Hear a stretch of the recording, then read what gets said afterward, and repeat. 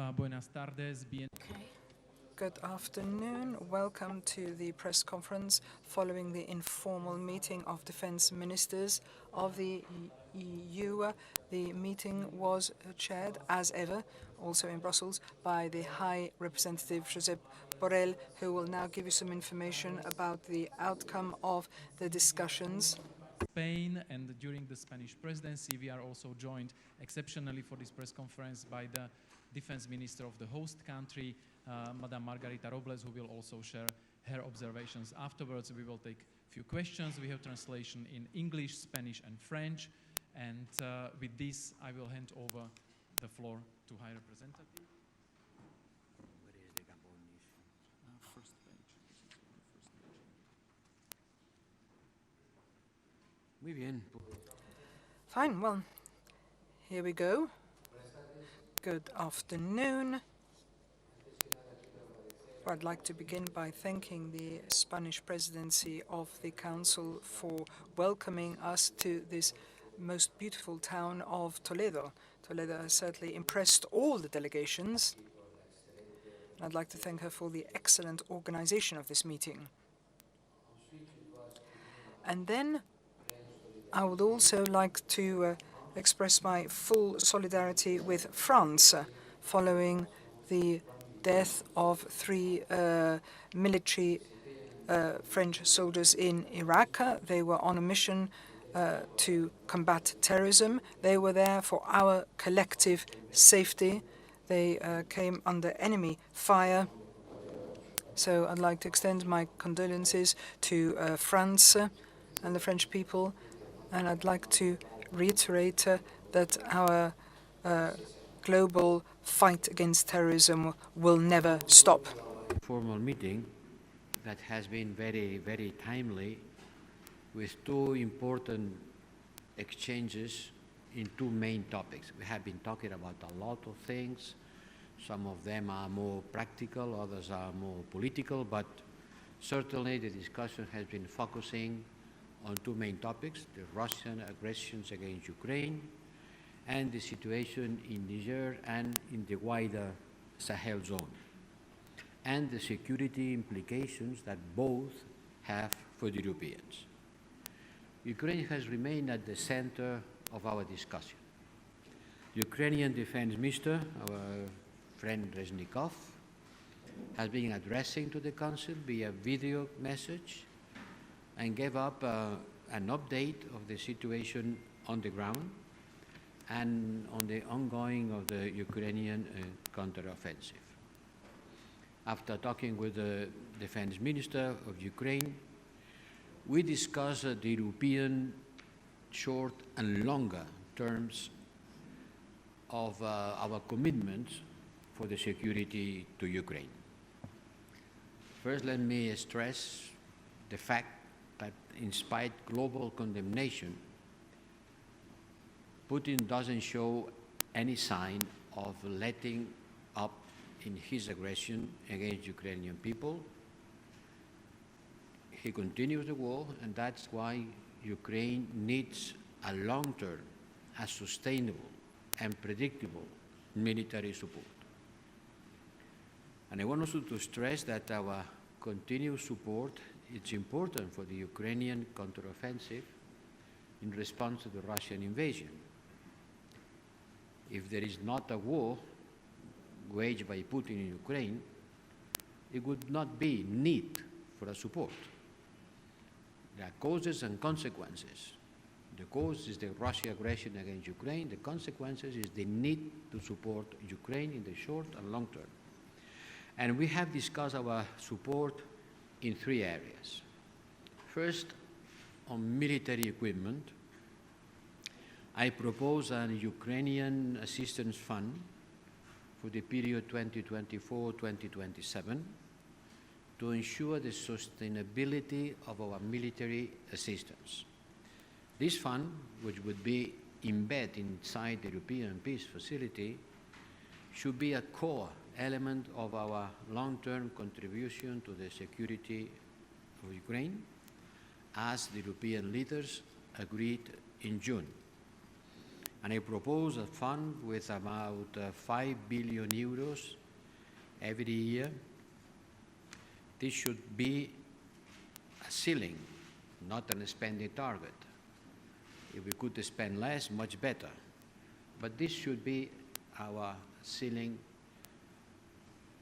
in order to program in the medium term our effort to support Ukraine. The ministers has discussed this topic. They will be also discussed tomorrow with the foreign ministers. And I hope that an agreement could be reached as soon as possible, I hope before the end of the year.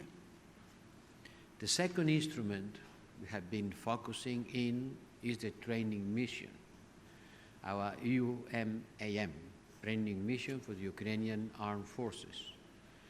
This mission has had a real impact, and it has been implemented at an unprecedented speed. This mission has already trained 25,000 Ukrainian soldiers, some of them here in Toledo, thanks to the Spanish army, and will reach the objective which was programmed by the end of the year. At the end of October, we will also have reached the 30,000 soldiers trained by this mission. And as you know, I am always saying that we need to do more and faster. More and faster is becoming a trending topic. Yes, more and faster. I still think that we have to do more and faster. And I propose the ministers to raise the objective of the mission to 40,000 Ukrainian soldiers trained by the end of the year. It is also important to reflect the evolving needs of the Ukrainian army, and working not only in quantity but also in quality. Ukrainian needs more specialized training for smaller groups and for command capacities. And we have welcomed the decision by the Netherlands and Denmark to provide F-16 airplanes to Ukraine. And we will explore the possibility of how we can integrate these F-16 pilot training modules inside our mission. Our mission should be also able to contribute to the training of these pilots for these planes. And the third area was ammunition. You know that we have been working under the three-track ammunition initiative. The first one was taking stocks from the European armies. It was ended by the end of May. And we have taken an important volume of ammunition, value of about 1.1 billion euros, which corresponds to about 224,000 ammunition rounds and about 2,300 missiles. This is the track one, which has already been closed because it had a concrete time period. Second is the track two. The European defense industry has been negotiating over the summer with the European defense industry to procure 155mm ammunition. 3 framework contracts has already been signed, and now it's to the member states to pass concrete orders inside these framework agreements with the industry. We did our work. The agreement with the industry has already been signed. Now member states can use this possibility in order to pass common orders to the industry. And then there is the track 3, which is more on the hands of the Commission, to ramp up the industrial capacity to produce more military capacities in Europe. This is a long-term endeavor, but industry can only deliver if they have new orders. And they will not deliver if they don't have new orders in order to increase its supplies capacities.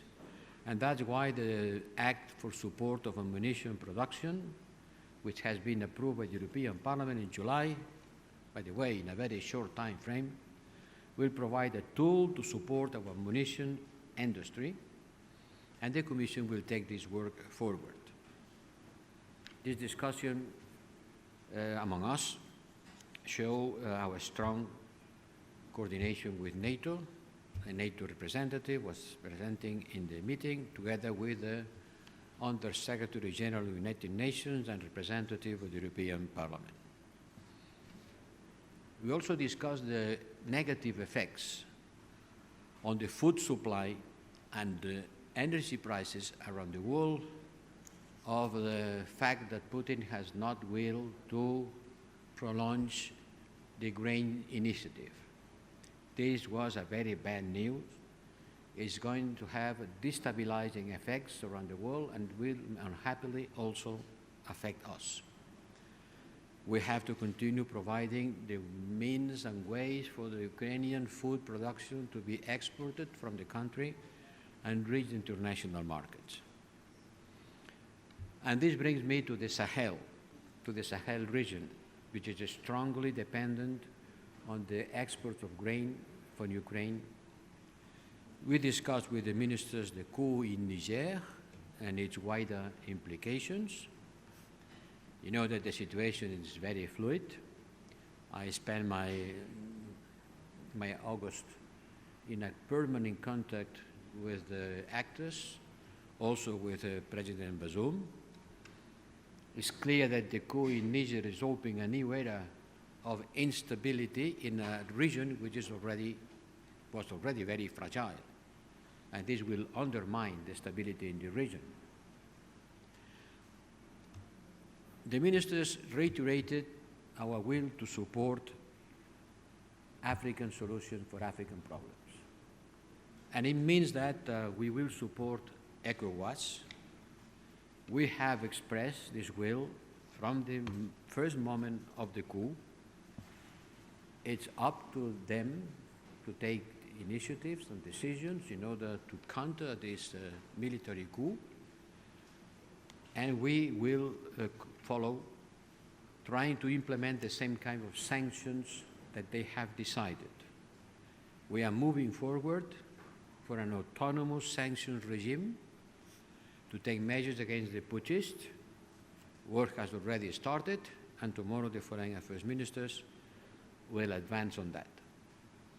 So we will support ECOWAS according with their request at any circumstances, depending on what are the requests in concrete terms. And finally, we discussed our wider diplomatic response for the whole region. The President of ECOWAS and the Minister of Foreign Affairs of Niger will join us tomorrow at the Foreign Affairs Council meeting, and we will have a conversation in person with them. And I think that's all. Margarita, thank you for your patience, and thank you very much for this extraordinary conference that you have organized. Pues, muchas gracias. Buenas tardes. Thank you very much. Good afternoon, everyone, and welcome to the seat of Castilla-La Mancha University. I would like to thank the Toledo authorities for receiving us with open arms. All delegations were delighted with their stay here, impressed by the beauty of the city and their warm welcome they received here. As the High Representative has said, we are very involved in one of the EU missions, EUMAM, training Ukrainian soldiers. Almost 3,000 are being trained in Spain, and a significant number of them are receiving their training here in Toledo. So that's a special link that we have to the city at this time. The Defense Ministers' meeting taking place here, of course, comes in the context of the EU presidency of Spain, and we've been working and will be working throughout the presidency on security and defense as a priority. We are committed to the security and defense at EU level, as we've shown many times. We want to, in particular, to get the rapid deployment capacity up and running. That's a particular target, and this is an important milestone among several others, because we want to take forward the Europe of defense. That's something we believe in firmly. We are committed at all levels. So in terms of the military presence and missions, and in terms of developing the European defense industry. As the High Representative has said, Spain has shown once again that we are a serious and reliable ally. We are for unity, of course. We think that one of the reasons we have for the success of what we're doing with Ukraine and alongside NATO is that we are united. This unity is our strength, our main strength, and it means that our support for Ukraine is absolute. Our unity means that our support is also, of course, for the High Representative, who has the victim of unacceptable and unjust criticism and insult recently. So we want to express our support for him, because to defend Ukraine is to defend peace with a capital P and democracy throughout the world. So the ministers of defense have reiterated our commitment to Ukraine. There was a video link via which we had a message from Alexei Alnikov and for Ukraine. And as we also heard from the High Representative, a range of issues were addressed in the meeting, but they included the Sahel. That's something of great concern to Spain. And all ministers were clear that European unity, as shown vis-à-vis Ukraine, must be shown in support of Africa and African problems, solutions for African problems as well. So we want to remain united. It's this unity that makes the EU a very strong tool in geostrategic terms. We also talked about the various military missions in Africa. As you all know, Spain is present in the Central African Republic, in Mali and elsewhere, and we have to carry out, however, an integral analysis now of the situation. The developments in Niger and now Gabon mean that we have to look at everything together, the full picture, with when it comes to deciding on the future of our military missions. We are committed to African development in respect of democratic values, as ever. Finally, we addressed another mission of interest to Spain, Lebanon. There will be a vote on that mission in the UN. It's a peace mission which, as you all know, has been underway since 2006, involving Spain amongst others. And I'd like to take advantage of this opportunity to say how proud I am of the Spanish armed forces, the men and women of Spain who are participating in the peace missions. We also would like to express our support for the French armed forces who have been under attack in Iraq. We are participating in the field there as well, and we were in contact with our people on the ground this morning. They are well, they are calm, they are carrying out their tasks with due care. This meeting took place in a spirit of commitment and determination, and there's a feeling that the Spanish presidency is one of importance in terms of peace and security. And as you will have heard, I'll say it again, full support for all our military personnel, because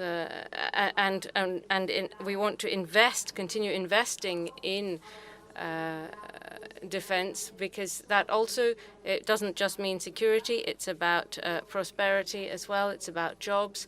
And I think that the work carried out here and in parallel with the meeting is making a vital contribution to defense policy, and of course, therefore, as a knock-on effect, to support for Ukraine. The situation worldwide is complex, but we will continue to defend our values.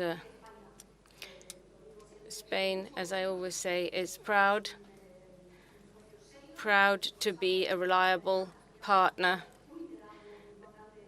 We aspire to leadership when it comes to the EU's policy of defense, because having strong military forces ready to be deployed is very important. We're also, of course, relying on the defense industry to take this forward. Thank you. Questions, y es que estamos en España, me gustaría dar. As we're in Spain, I'll give the floor first to the Spanish media. I suppose you're from Spain? Yes, over to you. Espera al micrófono, por favor, y si puede especificar también a quién usted. Please specify who you represent. I'm from El Mundo newspaper. It's a question both for the Minister and the High Representative. The President of Gabon sent out a video from his domicile to other countries. Could you tell us what the situation is like? Have the borders been shut down? Is there a possibility of European citizens in Gabon being evacuated? Well, the situation in Gabon took us all by surprise this morning. We've been following what's happening there, but I really don't know what's happened most recently. Now, my services are obviously following the situation very closely from Brussels, and of course, we will do for Gabon what we did with Niger, or what we would do with any other country where our citizens need assistance.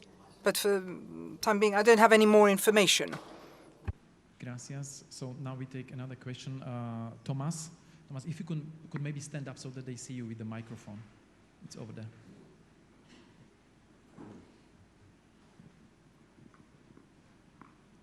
Thomas Kutschka with Frankfurter Allgemeine Zeitung. High Representative, a question on Niger, please.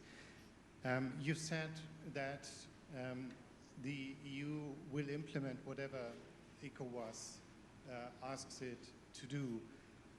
Does that mean if ECOWAS requests financial help for its standby intervention force, the EU will follow that through and give financial support? And a somewhat related question, right after the coup, you have put the military assistance mission on hold or suspended it. It turned out that the military that the EU wants to build up and support financially, but also militarily with equipment, sided with those that initiated the coup. So how would it ever be possible, even if we have a change to the better, to revive this mission, given that we've seen how unreliable this partner really is? Thank you.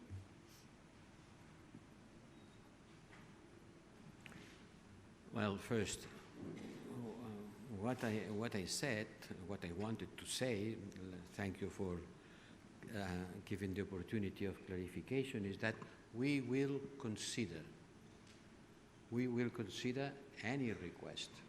But you know, if they ask us to jump from the window, no, we will have to look we have to understand which is the proposal, which are the concrete circumstances. We will consider everything. But by the time being, we haven't got any specific request for doing something.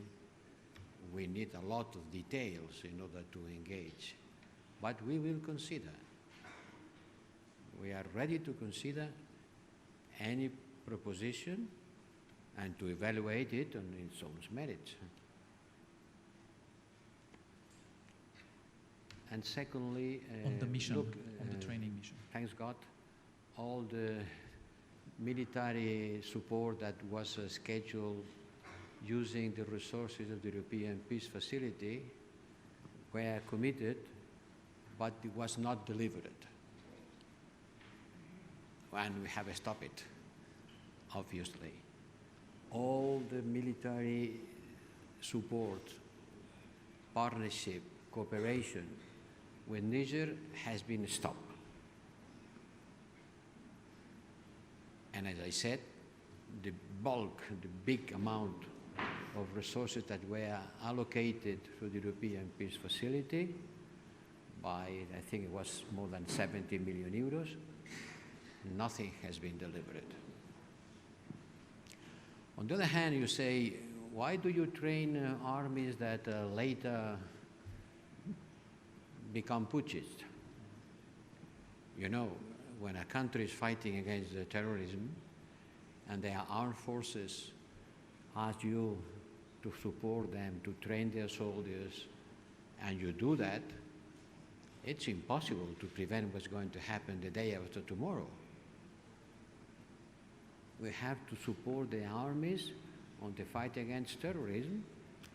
Without the European support provided on the last years, maybe some of these countries will not exist anymore. So nobody can give you the guarantee of what is going to happen in the future.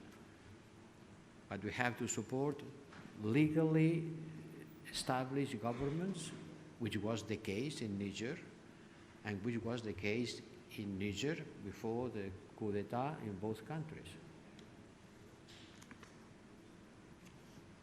Okay, thank you. Next question, Reuters, Andrew. Hi, Andrew Gray from Reuters.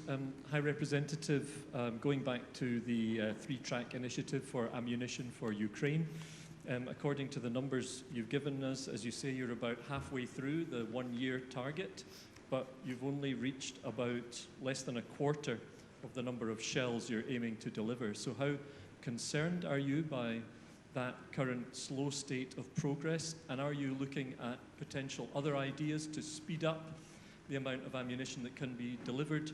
Is there any specific reaction to the Slovakian proposal to refurbish old shells to increase the number of shells that you can deliver quickly to Ukraine? Yes, we are going to consider the proposal you're mentioning. Look, I think we have done our work. We have asked member states, we are ready to co-finance all deliveries of your ammunition taken from your stocks for Ukraine. And the member states have responded in less than 2 months, and we have provided these figures I already said. If the member states are not in a situation to provide more from their stocks, it's only a stimulus to increase the production capacity and to do it quicker and better, no? Más y más rápido, no? I would like more and more quickly. And quicker. But don't evaluate what we have already done. We said that we were going to agree with the industry frameworks for the member states to go and ask together and to pass orders all together to the industry. Well, it's done. And now the member states will have to decide.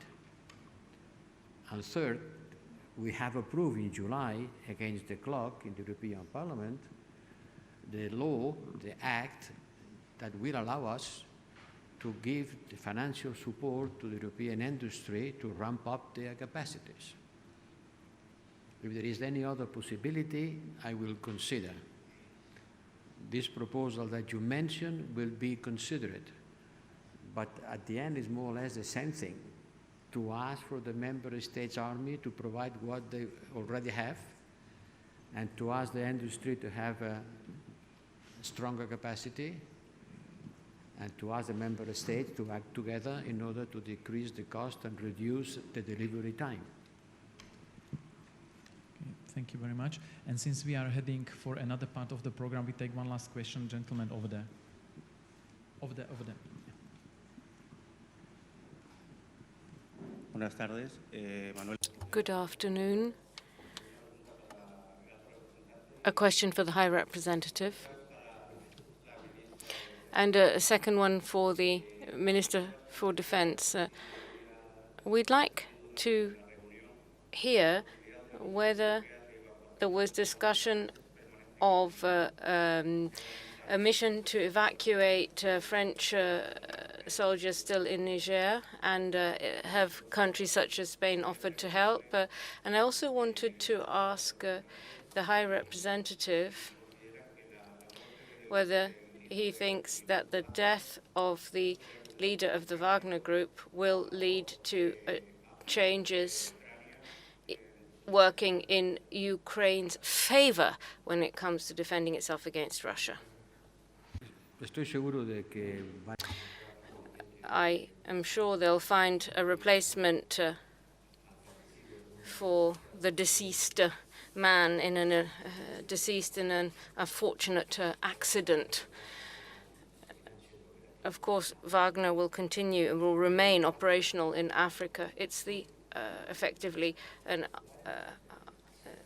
armed force of Russia. They send mercenaries out, but who are entirely aligned with their objectives. So Wagner will continue to operate in the service of Putin in Africa, doing what they do, which is not contribute to peace in the Sahel or the defense of the rights of Saharan Africans. And then you talked about evacuation of troops from Niger. Do you know how many? It's more than 1,000 French soldiers in Niger, but no one has yet raised the need or to evacuate them. Certainly France has not raised that, so it has not been raised. That's all I can say. Minister, do you have something to add? No, the French defense minister did not mention such a thing, did not say that French troops would be leaving Niger even, and therefore the issue of help with evacuating them, of course, did not arise. Each other tomorrow at the doorstep in the morning, and also at the press conference after the meeting of the foreign ministers. We have to run for next engagement of the High Representative. Thank you very much for coming. Have a nice day. Hola, perdón. Ley de Hijo de Europa. I do apologize for the minister. She said that we need to assess the situation in Africa as a whole after what happened in Niger and then Gabon, and that Spain is going to rethink any missions that it has in its content. Do you have any deadline for this assessment? Are we talking about months, weeks? What kind of deadline for the Spanish evaluation? No, it's not Spain that's going to rethink. It's the EU, because these are EU missions. Spain is fully committed to the EU missions, and it's the EU that has to calmly assess the situation. And of course, Spain will take the same decisions as the EU. So let me make that quite clear. We have Spanish troops out there, but that's because of Spanish commitment, but they're not Spanish missions. So it is the European Union that will take any decisions. And Spanish troops on the spot will act as ever with professionality, and we are always proud of them, but it's not a decision taken by the Spanish government. These are EU missions. And I think all member states of the EU will decide together what decisions need to be taken, thinking what is best both for Europe and for Africa. Muy bien. ¿De dónde sale?